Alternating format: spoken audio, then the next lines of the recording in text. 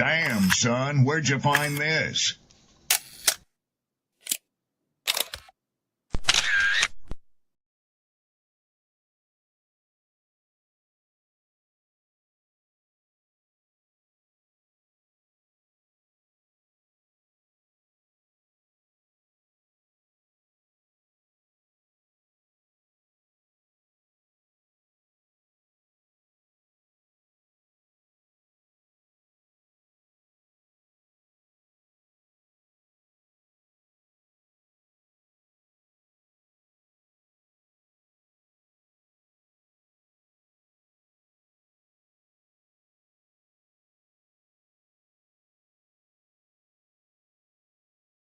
People don't be offended by the truth. They be offended because you called out the truth.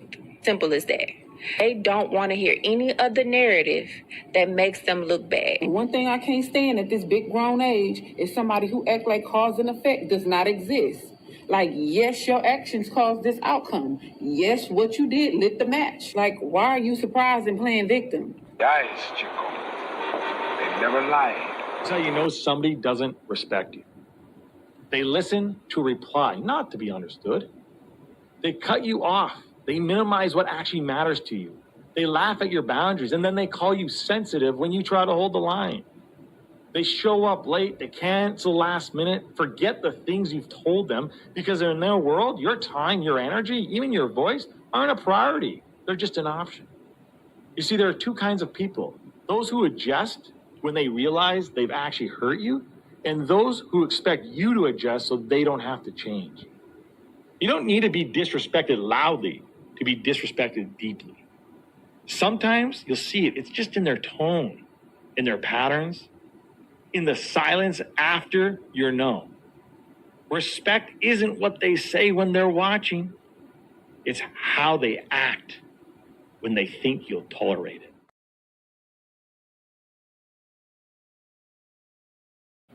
Mantra, slave song, slave ship, rip skin, made me rip bones. But no matter how close I am, my ancestors speak. They tell me the tide isn't front on us like we're weak. I haven't been getting sleep, longing to sing until I surpass peak. Until they think we are equal, please. All I want is peace. My ancestors beat drums until their bones would bleed, begging the generations remember our story. Good morning, good morning, good morning. Peace and blessings, glory, praise, and honor to the Most High. How's everybody doing this brisk Thursday? I hope all is well. Big thank you to everybody in attendance, to my adults, to my poets, my writers, my producers, my musicians, all of y'all. Much love to you. If you made it this far during the year, congratulations. You held your own. You are stronger than what people thought you would be or could be. And I'm glad you are here. You see the title. I got a clip I'm going to play. I have Sydney and I have Coach Trail in the building this morning. Going to bring them up. And we're just going to go straight to the subject matter at hand. Good morning, people. How's everybody? What's the word? Hello. My daughter's reading in the background, so you have to ignore her. That's perfectly okay. I hope you good.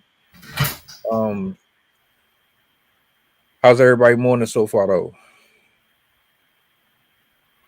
All right. Yeah, man, it's good, man. It's raining, kind of cold out here. Just trying to stay warm, and then trying to stay healthy. A lot of people sick.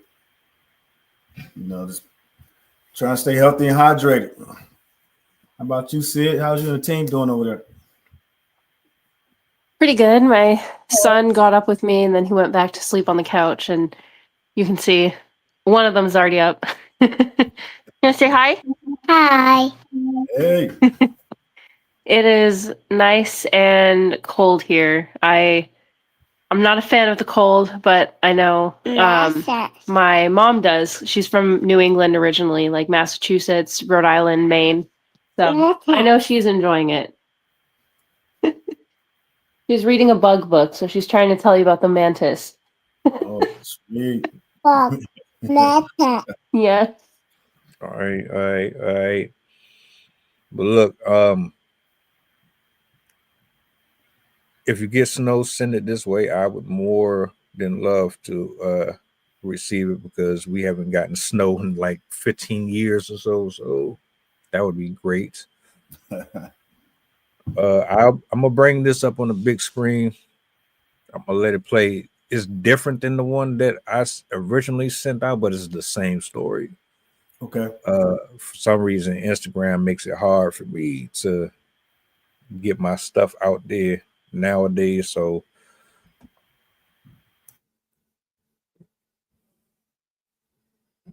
The resignation of a Winterville teacher after what the school calls a racially insensitive lesson and caught the attention of a lot of our viewers. Justin Lundy has been following this story and is live outside of Winterville Charter Academy with the latest. Justin. Yes, I spoke with parents whose children tell them that a teacher here at Winterville Charter Academy used racial slurs inside an 8th grade classroom. And today, those parents are demanding immediate action and answers.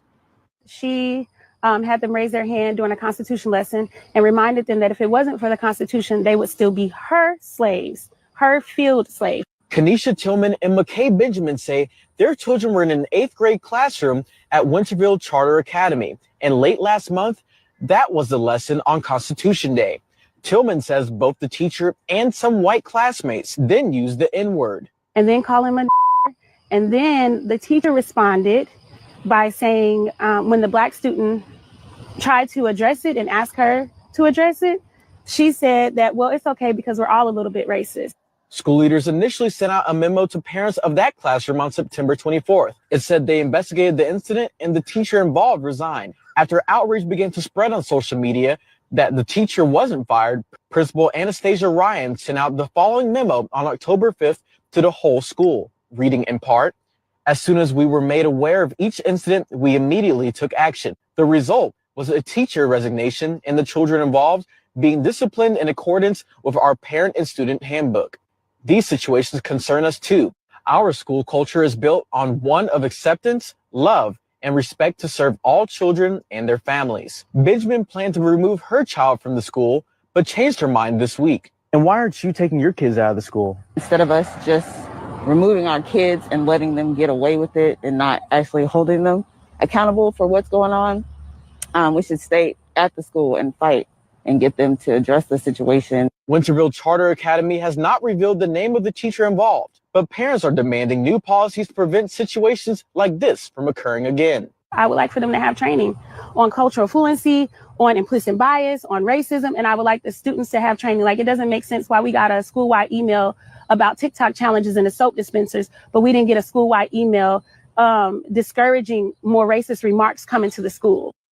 A memo from the school stated that the teacher who resigned will actually receive culturally sensitive training. I'm not really sure how that's going to be worked out because I already reached out to school and they haven't said anything about that. But future and current teachers will also go through that training as well. In Pitt County, Justin Lundy, WITN News.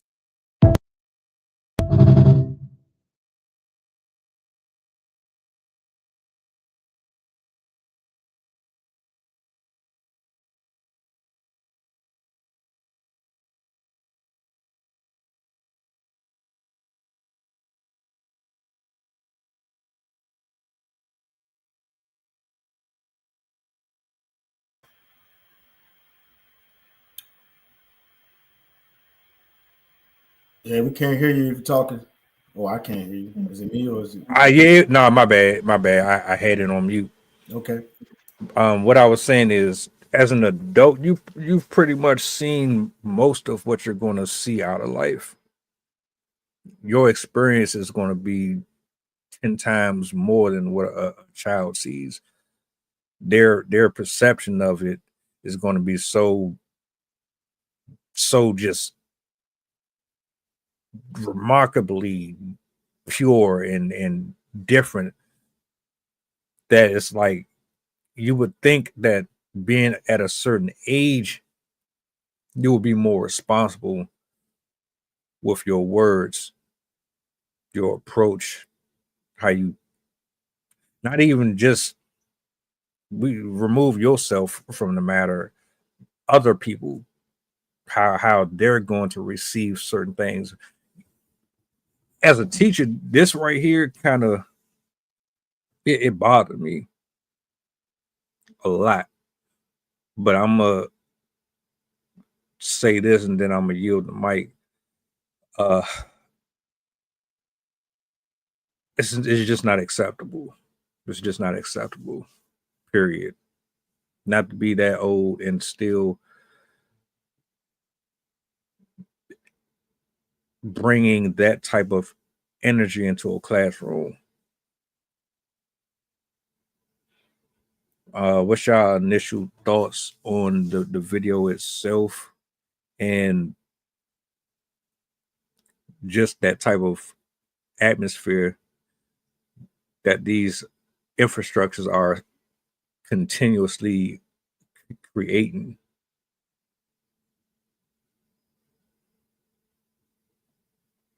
I'm not entirely surprised that something like this happened because obviously, given the state of our country right now, given the state of politics, the type of behavior that is still present in the society, those viewpoints, those mindsets, those stigmas still exist, unfortunately. But at first, when I heard her say the initial statement, I thought she might have just like, oh, that sounds like a slip up, like she used the bad wording and stuff. But when she doubled down and reinforced what the other students were doing, I was like, oh, okay, you are one of those people. Cool. I do appreciate though that the parents, or at least some of the parents that they talked to, were saying that they were choosing to stay because they want to ensure that it doesn't happen to future children. And I think that's really a really important thing that a lot of people don't do nowadays. I know, like, obviously, if it's a harmful situation, you should definitely get out. But I do appreciate when people are like, no, we're not running away. We're going to stay and fight to make sure that it's better for future students. Because sometimes when you leave a situation, it allows the rest of the people to still be subjected to that type of behavior. So I am happy to see that both the parents and the school in general seem to be taking a stand against it. The only thing that I kind of take issue with is I feel like she should have been fired on paper and not allowed to resign, because for future jobs, people should be aware of what she did, because I'm fairly certain it looks different to a boss when you resign versus when you get fired. And for something like that, I feel like any school that would consider hiring her shouldn't. So I really hope that that follows her and affects her future jobs, because I don't know, to me, just from what I saw, I don't really anticipate that she felt bad for what she did. She was just kind of escaping the worst consequences. Yeah, those are great points, Sid. Like you, it's at first initially I had mixed feelings about them staying. But obviously, if they would stay, I would have liked to seen a more stronger presence, show a force of more parents and diverse parents out there. So that way it shows them bonding and locking in together as a community, versus it looks like those two parents were kind of out there, by themselves. So if they would have had a few more parents out there with a diverse background, that way you're showing that diversity, equity, and inclusion, in the support system.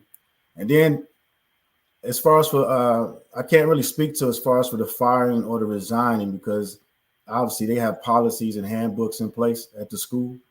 So it would just be interesting to know if she in fact violated something in the actual handbooks themselves, obviously not morally, what their policies actually state in the school, because that would be the first course of action is, showing some type of disciplinary action. And then, seeing if it was a first offense, second offense, or how many offenses, or if they even keep track of a tally of those type of things within that school system. But policy and placement, it just suggests that schools continue to review and stay on top of these types of things, because like Sid mentioned, the current climate, with the political landscape, we should try to be more proactive versus reactive. And if those things are happening, within politics, human nature kind of takes it into play. And then, not saying that it's right for people to bring their personal beliefs into the school system, but sometimes when teaching, they do bring examples, and they bring things to be more personable, kind of, from the known to the unknown, to try to help them be more relatable. It might have been just a bad take, a bad example, and it might have been some room for remediation to teach the teacher. So again, just not knowing about the policies and the handbooks, it could have been an opportunity for something to be learned, So again, it's just about perspective, and then, keeping in thoughts and prayers of the people that actually went through the actual incident as well. But it could have been a teaching moment on both ends. One thing that I keep coming back to with these stories is how frequent they happen. But because this isn't the first time going down this road, me personally, I can't speak for nobody else. This is probably the 5th or 6th time I've gone over something like this. And between this, the ridiculous interactions between adults dealing with students on a more personal level, the school shootings that we continue to see, like all of it to me says that you're not really taking this as serious as you should be, like none of it at all, because you would probably still have these incidences, but they wouldn't be as frequent, right? What you said, Coach, I actually agree with, because remember a couple weeks back, we talked about what happened with the mom and her kids getting assaulted by the students in Chicago. Everybody was out there. Why we didn't get the same energy with this?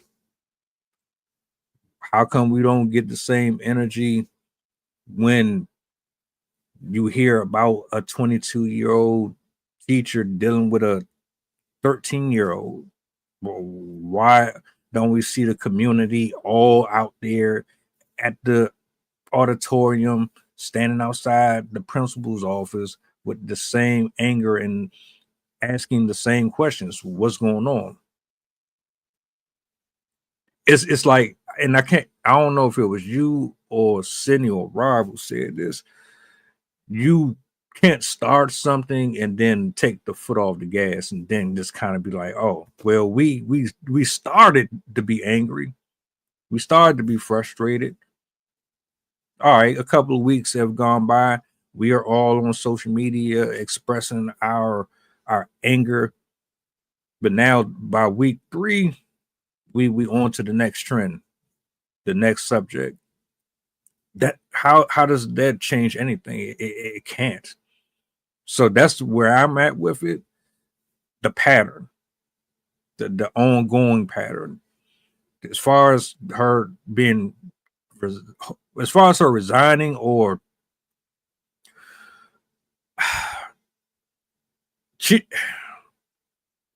is there a way that this? I guess that's the second part. I'm gonna jot that note down so I don't forget. But those are my initial thoughts. I think this incident also somewhat ties in with the whole issue right now of history in schools being erased or muted. Because right now, as we're saying, because of the political atmosphere, because of the people in charge, aspects of history under the guise of protecting children is being left out of our history.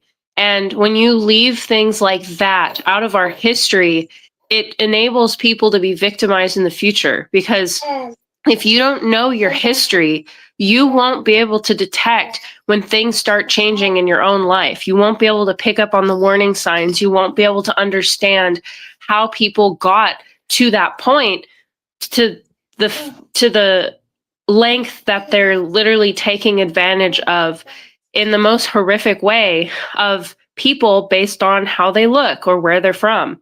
And right now, we're seeing that in real time. We're watching history being erased, history being deflected, essentially. And they're keeping it from these youngest generations who need to learn this stuff, who don't have the experience of their parents and grandparents to look to. Like people born in the 50s and 60s, they still had the experiences of their parents and grandparents to look to know, people that lived around them, even like shopkeepers and everyone in their community members. A lot of those people had experiences that would teach them about what came before. But a lot of the kids today don't have access to that anymore. And also with the internet and everything like that, it's becoming harder and harder to figure out what's real and what isn't, because we have so much fake stuff out there, so much like opinion pieces that say, oh, well, this is the way it is because that's what I think. And so we need to have actual teachers out there that know what they're talking about and that are willing to, like, in schools, it'll be difficult because sure, it's not fun stuff to learn about, but it's necessary. And to keep masking that and to keep saying, oh, well, we're harming our children by exposing them to this violence. It's like, no, it prepares them to understand the world that they're coming into. And when we allow our kids to think that like, oh, all is a bed of roses, like we all get along now ever since we banned slavery, like white people and black people get along swimmingly, like we're all friends, then they're going to come into the world and be blindsided by the fact that that is not how it works. There's still people out there that have incredibly harmful viewpoints that want harm to come to people of all types, all different identities. And this to me is I guess it's more of a positive example because of the fact that the teachers, that the school and the parents are willing to do something about it. But I know that there are many, many, many other cases where they aren't, where the schools are not backing the parents, are not backing the students, and they're continuing to allow these teachers to preach things that are incredibly harmful and not for any academic reasons. They're just doing it to be bigoted. And so I think this also ties into that whole historical education aspect of why we can't keep censoring our education system. Granted, you do have to modify it so it's appropriate for the different ages, but there are a lot of topics that are not taught today in the extent that they used to be. And I think that plays into why we're having such a unraveling of our civil systems and like an encouragement of that type of behavior now, because there's a lot of people born today that have never even had that type of education and they don't have a clue of what actually happened in history. Yeah, for me, I'll take a different approach. I'll say you got to start with the training. You got to start with the job qualifications, respecting what the actual teachers are doing, and arming them with the tools that they need to be successful in those positions. You mentioned quite a few incidents. I mean, I think the latest one was a teacher. I guess she just got arrested for having sexual relations with the student. I mean, look at the mindset of the people that we have in charge of what's supposed to be the most important thing of value to us is our kids, right? They're supposed to be the future. But the people with the qualifications that we have, monitoring them, educating them, and kind of scoping their lives for 8 hours out of the day, they might need to go back to looking at job qualifications.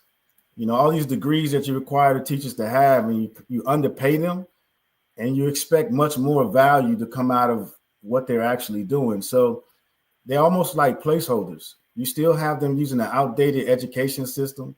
We don't invest in the professional development that we should be investing into these teachers. We want them to grow the students, but we're not pouring enough into the teachers themselves so that they're growing and that they have the necessary tools and education and resources. Some of them have kids at home that they can barely maintain and educate. And then you bring them to school with the class of 30 or 40 of your kids that you don't want, you know what I mean? That you're not doing all the things that you should probably do with them. They got, behavior disorders. They don't listen. They don't know how to sit still. So it's things that are kind of not being taken care of inside the household. And we're expecting these teachers with not necessarily all the proper training that they have to be able to do some things that, we as parents can't do. So we might need to look at probably arming them with some better tools, leadership development, some more ways of teaching them how to effectively communicate, being able to identify some of the issues. And when they do identify it, making sure somebody's actually listening. So providing a better support system for the teachers themselves. As I'm sure teachers are raising their hands and identifying the issues, but what comes into play is what's being said and done about it, because it's almost like school fatigue, between, like you mentioned, the shootings, the people who's supposed to be their confidants, and they're educating them, sexually assaulting them. Just now you got them calling them racial slurs and different things. So it's not even a safe place for the students to actually be. So I think we just need to take a look at the overall program and just start revamping it. Just because it's been done this way for a long period of time doesn't mean it's done the right way. And then you got to look at the type of people that you're attracting to be teachers. If somebody has multiple degrees and they know that they're not going to make enough money to support their families, you kind of deter. It's a process of elimination right there of hiring the right people for the job. So in totality, I just think we need to take, like you said, we keep mentioning this, we keep talking about it. So now it's time to put things into action. You can talk about it all day long, but until you start implementing more programs and developing results, I think people are just going to kind of keep turning a blind eye and a deaf ear to it. I mean, real quick. I just want to ask a question. You can answer after you give your feedback to what he responded to. And this can go for anybody in general. Given everything that you just said and everything that she said prior, what and when is it appropriate to have a conversation with your children about bigotry, racism, and how would you go about it? And I'm asking because with everything that you just stated, I look at it like you went to school for all of these degrees and all of these honors. To me, I look at that like you must have a desire for it. Who's going to sit here for 10, 15 years of their life, go to school for this if they don't have a love for it? Then again, I got to think too, Will, some people are just doing it just because they just want to get paid more. They don't necessarily even care about the job itself. It's just the fact that, oh, this says I'm entitled to 100,000 a year, 200,000 a year. So I'll just go ahead and read all these boring books and do all this for it. I still don't have a real love for it, but You go through all of the training. You literally are paying out of pocket, going into debt to get these positions. So you become a teacher. But even with all that, you still have the mindset that this woman has. So my question is, as a parent or someone who knows someone with children, when is it appropriate to have the conversation with your child about these type of matters? Because eventually they're all going to run into it at some point. I yield the mic. I'll answer that question first, and then I'll do my add-on. I think really you raise them into it. Like, you obviously start with age-appropriate things, but when they're younger, you start by teaching them, like, not everyone's going to be nice to you. Like, how to identify when people are actually being kind, how to teach them how to be kind to other people, to be inclusive, to be like, if you see somebody being left out, invite them in to play with you. And then as they start to get older and more aware, you can also kind of apply it to actual situations that they experience. Start introducing them to the fact that, like, yeah, some people are mean, some people might bully you, some people might take advantage of you.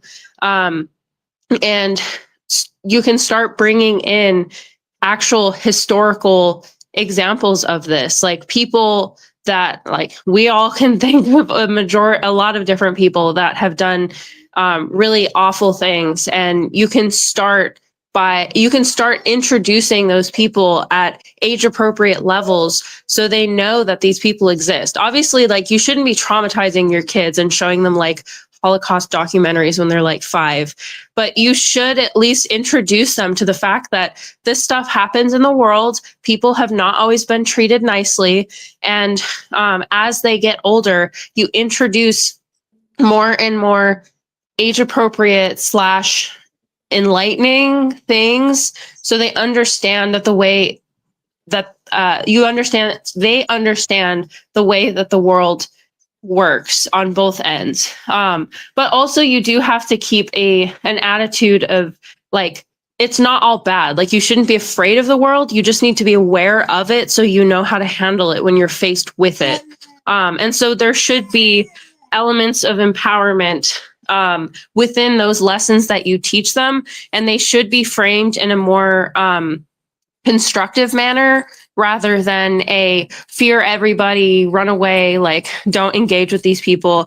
Like, it should be basically awareness with like with an aspect of self-improvement, how they can avoid being that type, promoting or showing that type of behavior.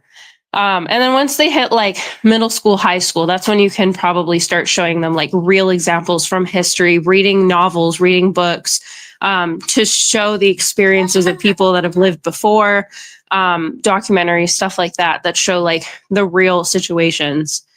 I also wanted to add on to the discussion that we're having before the question.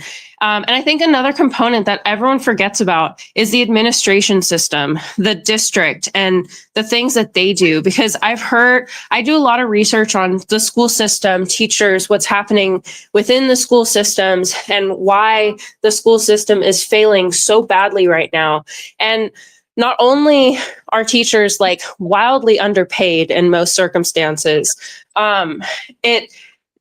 that aspect already can make teachers not care about their jobs, because who wants to go to school for $60 a year if you don't get to they're handcuffed a lot of the time by the administration, where they're not allowed to teach certain ways. They have to teach by the books. They have to do standards. They have to use certain programs. And so they're not actually able to teach the lessons and teach in ways that they learned about in college. I went to school for a lot of my psychology classes were for school psychology, and they taught us how to create curriculum, how to create lessons in a way that actually taught subjects in a way that connected with people. And a lot of school systems don't actually allow teachers to do that. They teach, here's your book, this is what you do. You teach to the grades, you don't teach to the subject matter. And so I think that's one of the difficult things to navigate, is not a lot of teachers are actually given that type of freedom, which would allow them to which would allow them to actually benefit the students that they're trying to educate. And I think it's most damaging with middle and high schoolers, because those are the kids that need flexibility within the curriculum, not with the curriculum matter, but the way that you teach, because there's always going to be a different personality of classroom. There's always going to be they're going to need different things each year. And teachers were originally taught how to be flexible, how to modify and adjust the curriculum to match what the students need while still maintaining the subject matter. But with what the administration has been doing and making it so everything is standardized and needs to hold to certain, like, you need to do these books, you need to do these things, it essentially prevents a lot of these teachers from being able to do anything effectively. And as a result, not only are the teachers not engaged, but a lot of the students aren't engaged either, because they have no emotional investment at all. They just see it as one book after another, one homework assignment after another. And we've gotten to the point where I've been seeing teachers as high as high school and college having kids turn in completely blank papers with like giant question marks because they don't even want to do the work, but the school keeps pushing them along. So I think, while yes, there are a lot of teachers that need training, that need adjustments with how they teach and how they act, that's not the only component. It's also the district, the administration, the higher ups that are deciding what types of things need to be taught and how to teach it. And especially in red states or more rural, low-funded districts, they also aren't encouraging certain topics to be taught. And so those are left out or even discouraged, even if the teachers do want to teach those things. So I think, sadly, it's kind of like it's an overhaul across the board. Like, there needs to be changes to how teachers are taught and trained. But there also needs to be changes with how schools are actually run from the top as well. Yeah, so I believe the question was, what ages do you start identifying some of those? So it varies from different households. Now, I think we already know that, because if you live in Chicago, you may tell, when your kid goes to the store, you may give them a damn near like a safety briefing. Hey, look, drive safe. Make sure you go straight there, come straight back. If they go into the park, or if you allow them to go to the park, to shoot some hoops or go play football, there's a certain way you talk to your child when they leave the house. So you're educating them at that particular point right then and there, versus somebody who may live in, say Washington State or Virginia, because they live in two different backgrounds, two different environments. So that education starts early. When you talk to them about going to school and interacting and engaging with certain behaviors, or if you see somebody acting out, or they may be overly, too loud, like we talked about in the past for some of the things that the kids do. But you give them education at an early point, and it's just all based on the environment. Nowadays, it's almost like survival versus actually living, because you want to make sure that they make it back home at the end of the day. So you not only educating them about the environment, you're also educating them about how to navigate in school. Like when we were growing up, fire drills, smoke alarms. You do all those type of practices throughout school, where to meet up in the parking lot. Now you have them having active shooter drills. So what kind of conversations are you having with the kids at home? Are you saying to lay down, get in the corner, or if they can take their phones, are you saying call me, dial 911, let me know what's going on? Don't try to be a hero. Don't try to. Are you telling them to lay over and cover one of their classmates if something happens, or to get in the corner and make sure you're protected so that you make it back home at the end of the day? So the education piece that you mentioned, it should start as early as, you know, they start to go to school and they can understand and comprehend what you're telling them. So now how you disseminate that information and how much, that just kind of varies based on how you engage with your child at home. You know, do you communicate with them often? When you're explaining chores, are you explaining the reason why they're doing the chores and how by doing these chores are going to teach them to be responsible? It teaches them to, you know, pay attention to detail. Are you teaching them why they're doing the chores and how the chores will benefit them? Is building a stronger work ethic? By you doing these things, it'll help you out further in life. And then when you go to school, as you're paying attention, as you're comprehending, it can help you in making decisions as you're navigating, maybe not to do, you know, to do certain things, but it teaches them how to incorporate it throughout life. So I think the education piece should start as, you know, as early as they can comprehend, and then only give them the information, you know, obviously that they can comprehend. You know, don't overindulge. You know, moderation. You know, it's all good in moderation. So you know who your child is, and you as a parent, I think you should get that open. Just make sure that the line of communication is open. Teach them to be able to come to you with things. Make sure that you're going to them and explaining things thoroughly. One of the things, you know, don't be a parent that says do it because I said so. You know, provide that example, provide that explanation, because you're teaching them how to communicate, right? You're not just cutting them off and shutting them off. Allow them to explain things to you, because at a younger age, they might have trouble, you know, using their imagination and formulating words together. So again, it's about that communication. So the education is you teaching them how to communicate. And so as they have issues, like they mentioned in the video, the child was able to relay that information back to the parent of what happened, how it happened, and why they were, you know, offended and assaulted by it. So then it's also important to educate the kids to make sure that their friends or their social circle are communicating as well. That way, as a team, they can identify things that's going on in the classroom that may or may not, you know, be appropriate, but they start that circle, that communication circle earlier. So I just think it's important to educate them, to teach them the importance of communication and, you know, how to articulate themselves. And I think the sooner you do that, the better off they'll be.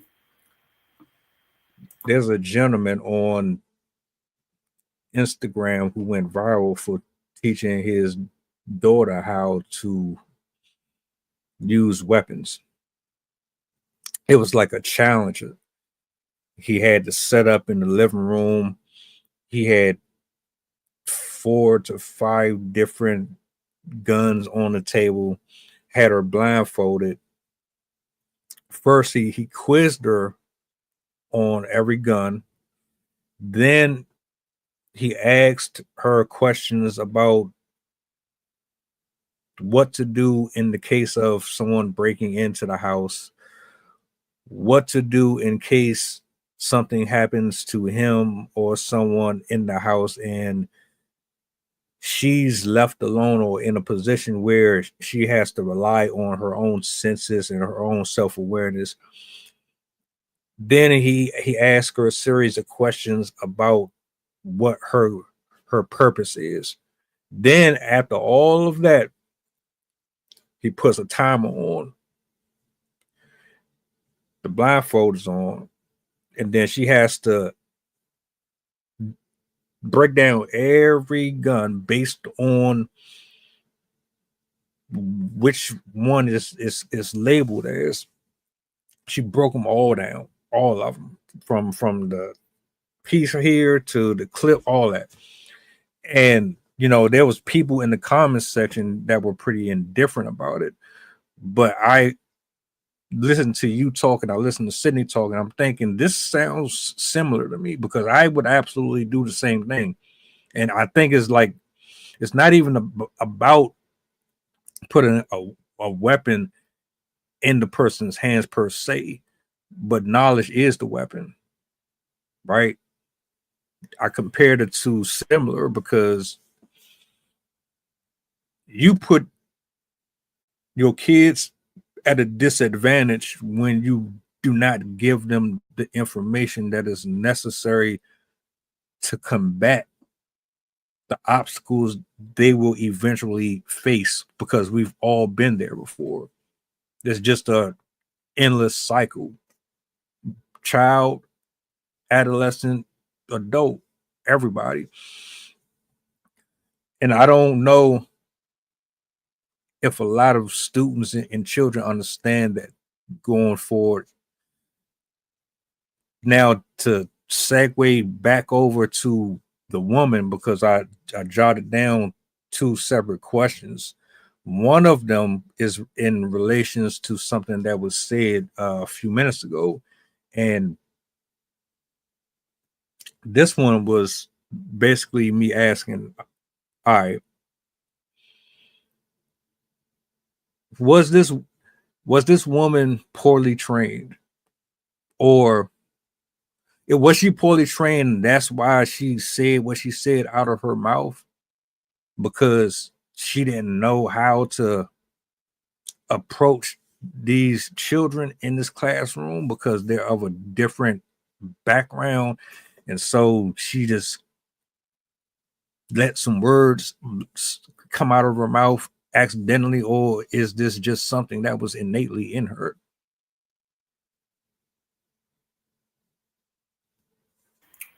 Yeah, so I'll say first, teaching your kids how to use a weapon is no different than teaching them how to fish, be a carpenter, be a plumber, to have a trade. Typically, what people do is something that they're more comfortable with, is what they gravitate towards teaching their kids, i.e. a cook. If somebody cooks all the time in the house, they may tend to teach somebody how to cook. But you should definitely take your kids should have familiarization and weapons training. There's nothing wrong with that. Take them to the gun range, all those type of things, and just doing those responsibly. It was probably went viral because it's not something that's done a lot in our community, but in other communities, they're doing it all the time. So, I mean, kudos to that man for teaching them. But it should definitely be something that's done more in the community. Put together a class and then, maybe talk to some other parents. And maybe that could be something, they do at the gun range. They got family plans, discount plans, all type of things. So that's not something new, but definitely kudos to him. And then as far as for what the teachers, wait, say it again. So that way I want to make sure. All right. So my point with the story about the gun situation wasn't necessarily about the fact that it was a gun. It was the fact that the way that she responded, her answers, how. Oh yeah. I got you. Yeah. So that might be that could be an education piece, but it also could just be maybe outside of work. That could be something that she was taught, the mind frame. You know what I mean? And that's what the education piece inside the schools, by teaching those professional development courses, empathy, inclusion. That way you can focus on culturally competent teaching. Touch bases on other cultures. So that's something that can be done behind the scenes. So, but it can be both things can be true. It could be something that's maybe the conversation that goes on in her household, and that's just a frame of mind. And she probably didn't. I'm not saying she did or she didn't, but it could be possible that there was no ill will or bad intentions. But then, that could speak to the climate in the school, and like Sid mentioned, within the district. So that's definitely something, culture sensitive courses that can be taught and cannot be identified, because some people, what you don't know, and some people choose not to learn certain things. So it could be, all of the above. But yeah. I also agree. I think it's a mix of things. I think it's her own internal environment, whatever, however she was raised, the people that she hangs out with, the types of content she explores, the types of even like media, TV that she watches and listens to.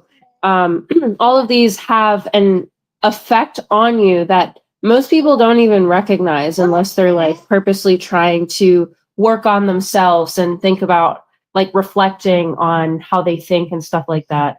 I think we definitely underestimate how much of an effect the things we expose ourselves to affect our behavior, our actions, our words. But I also think that she probably was careless. It was that she was not thinking in that moment. It probably, as I said, all of the stuff ingrained into her just kind of slipped out because she wasn't really paying attention to what she was doing. So I think she probably didn't have like the worst intentions at heart. Like she probably didn't set out to like, let me make these children feel uncomfortable and say like the worst thing I possibly can. But her environment, her exposure to things did not help. And then I think also the climate of the school could have had an effect, even though judging off of at least the school staff's response to that situation, it seems like it probably wasn't fostered in the school as much as it was probably fostered in herself.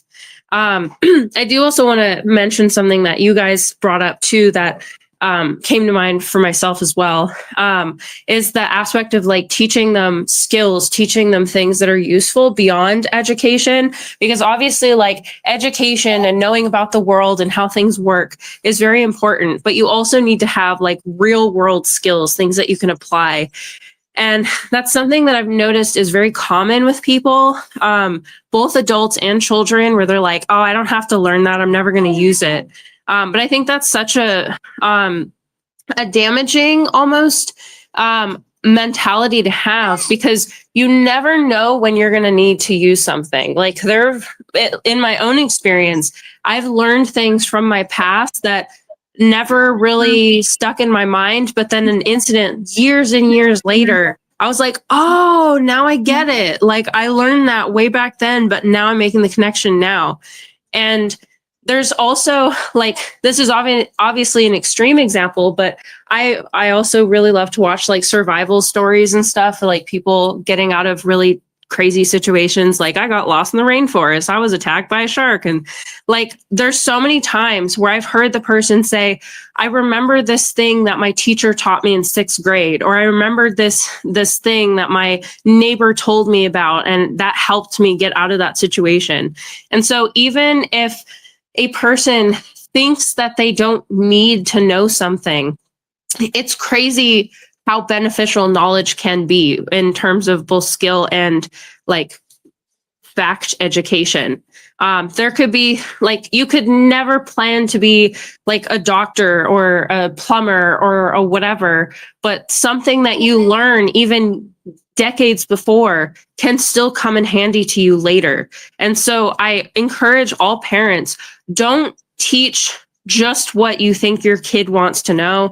Don't teach just what fits your kid's personality or what you want them to know. Try to teach them as much diversity as you possibly can, because the skills that they collect, the knowledge that they have of how the world works, the knowledge of how things work, like even how to make a fire, how does, I don't know, like common knowledge stuff. That type of stuff can be incredibly useful throughout your entire life. And the other thing that I've noticed people kind of have is education stops once you graduate, and it doesn't. You have to be constantly learning. And so as parents, we also have to be constantly learning. You have to lead by example and show your kids that we don't even know everything.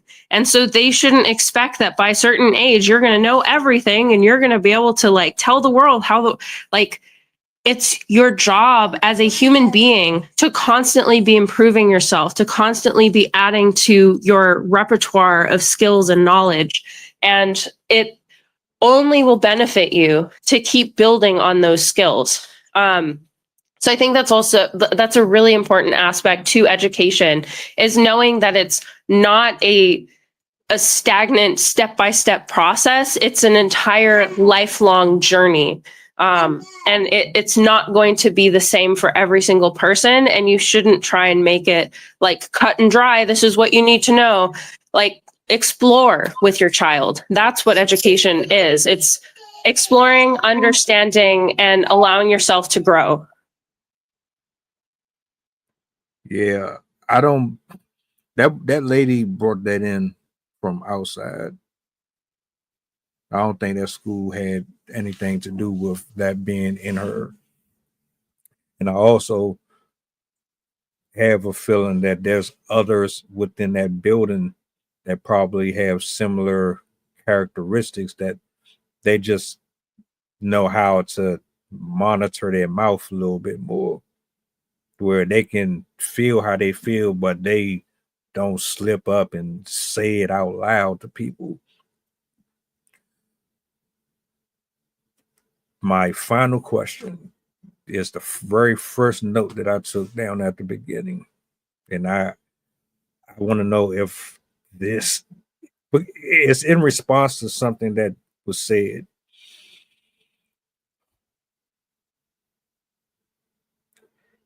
If these teachers got paid more, would that have changed the outcome of this story?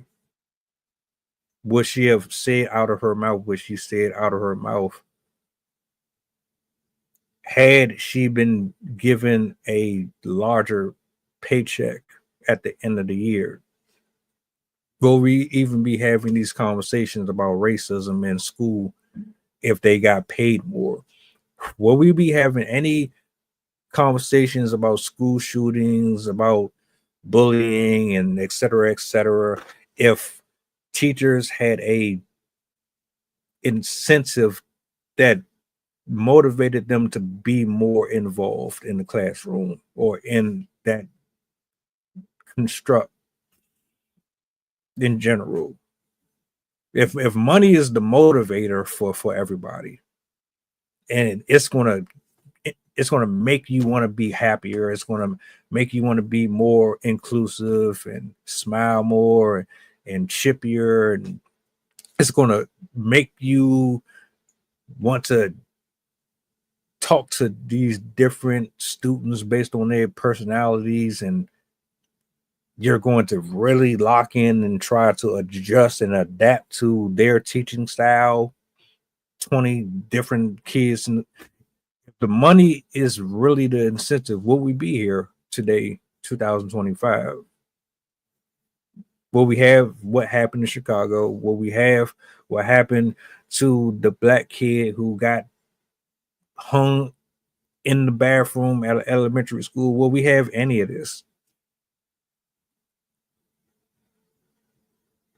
I don't think you can put a dollar sign on it because it just doesn't work that way. If the teachers' salaries was more, I'm sure there would probably be the programs would be different. There would be, again, keep talking about professional development. There would be different types of training that was provided. I'm sure the ratio would probably be different. It wouldn't be 1-40 or whatever the freaking case is. I'm sure they will probably have more people on staff. I don't think it's just that cut and dry to say give them more money and all the problems will go away, because the money is one thing, but the responsibility is another. I mean, they still have a huge responsibility inside those classrooms, and I don't think it's just something you can throw money at. But if you did, the duty description would change, the job description would change, the qualifications would change. Obviously, if they got paid more. So you probably wouldn't have 22-year-old teachers in there. And I'm not saying there's anything wrong with the 22-year-old teacher. So the 22-year-old teacher might not have as much experience as some of the teachers that may be, mid-30s, late 40s and transitioning.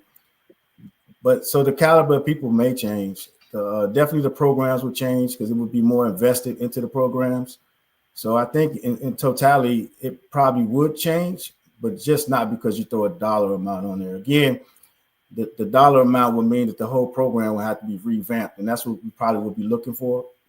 So yes and no. The Gap paid more with the overhaul of the actual program itself. It's no different than looking at these school systems and looking at county jails. I mean, they all look the same, from the playground to the lunchroom to the center block walls. You know, the people walking around there looking like COs. So kind of the same concept. So I think a little bit more will have to change in America in their school system. Again, I brought it up before, but going around the world and going to different countries, they implement all these other different things. As far as for, they don't go to school for, 8 hours a day. They go to school for a couple of hours a day. They go to school year round, but they have more time off throughout the year. So there's a lot of different changes. And I think a lot to be learned by looking at other school systems and how they're doing it. They're not suffering from the same issues and problems they were having. So yeah, before looking at throwing a bunch of money at it, probably look at the system itself. Man, get with the teachers and the people and the past teachers that have retired and the principals, and probably, get some feedback from them on what they think and how the system could be better. What better people to ask than the people that's been within the system. So I couldn't give a good, solid answer on that, but I definitely think if we, did some feedback and got some constructive criticism from current, and past teachers, they will probably have a better suggestions and ideas than just throwing money at the problem. Because that tends to seem what we always do is just throw money at it. I know people making six figures right now and they hate their job. They hate the people sitting next to them. They don't even smoke. They go out on a smoke break every 45 minutes for the entire 15 minutes. And so, again, you can't just necessarily say that. And again, it's a big deal dealing with that many personalities at any stage in life with just one or two people in the room. So probably some more training, some more beneficial training. So in totality, just looking at the program, as a whole and making some adjustments.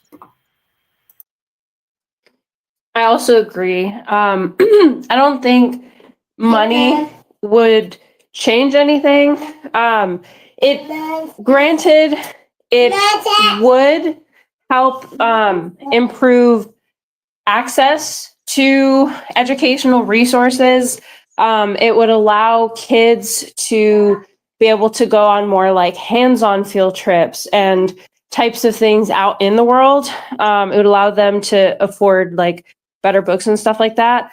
But money itself is not going to solve all these problems because a lot of it has to do with mindset, perspective, and how they use those educational funds, because there's plenty of amazing schools, amazing teachers that have come out of incredibly poor areas of the country, and even around the world. Like I'm blanking on the name of the movie, but there's that one movie that sticks out to me that worked with inner city kids. I think it was in Los Angeles during the 80s, I think.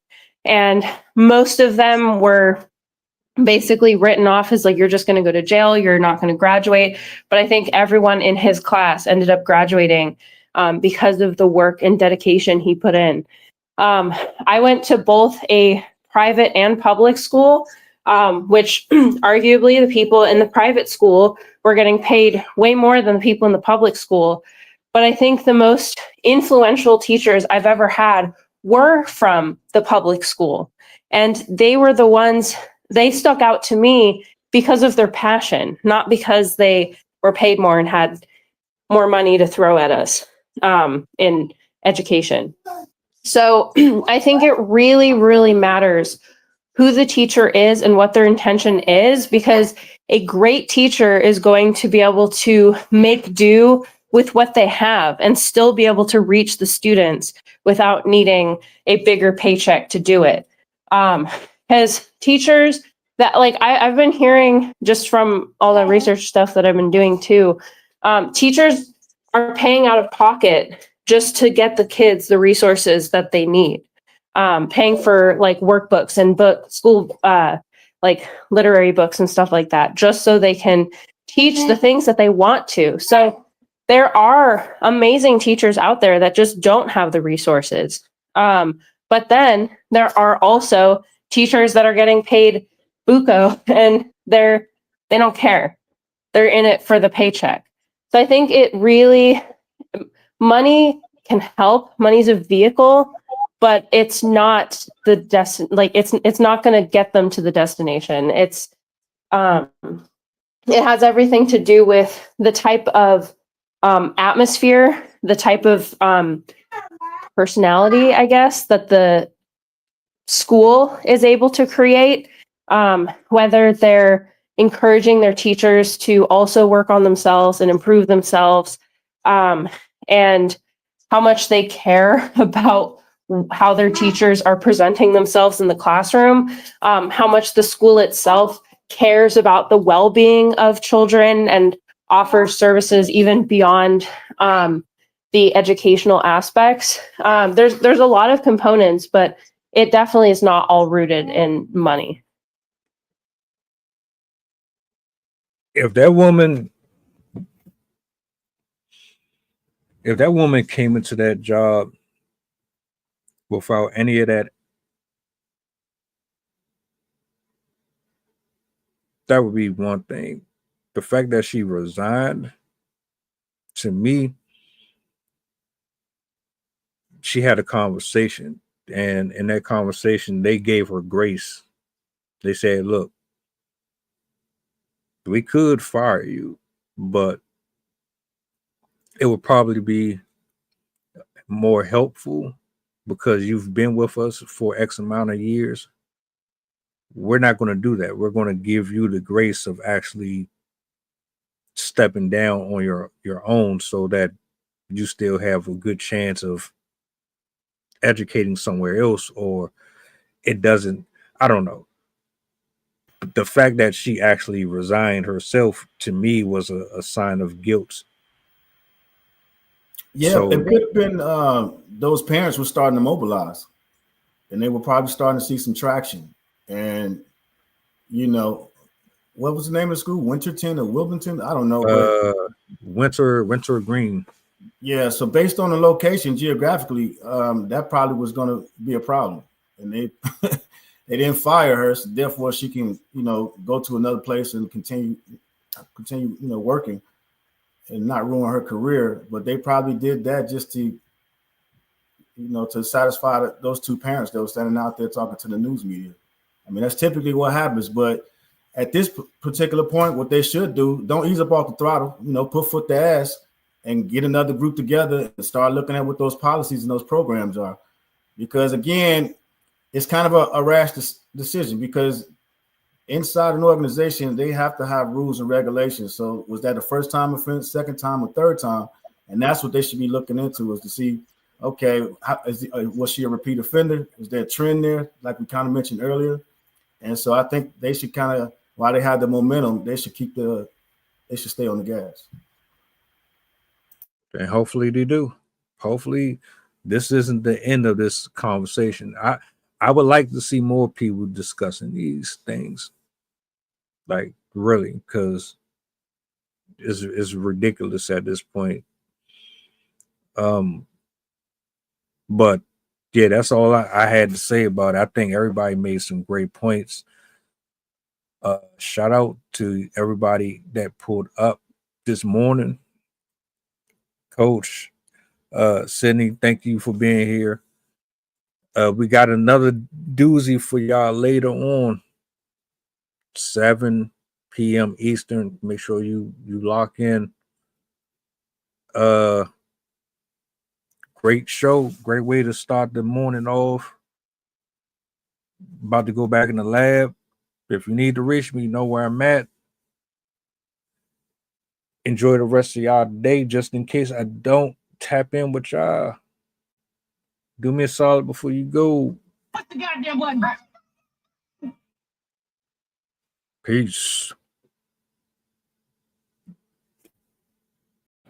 Mantra, slave song, slave ship, rip skin, made me rip bones. But no matter how close I my ancestors speak, they tell me the tide is in front on us like we're weak. I haven't been getting sleep.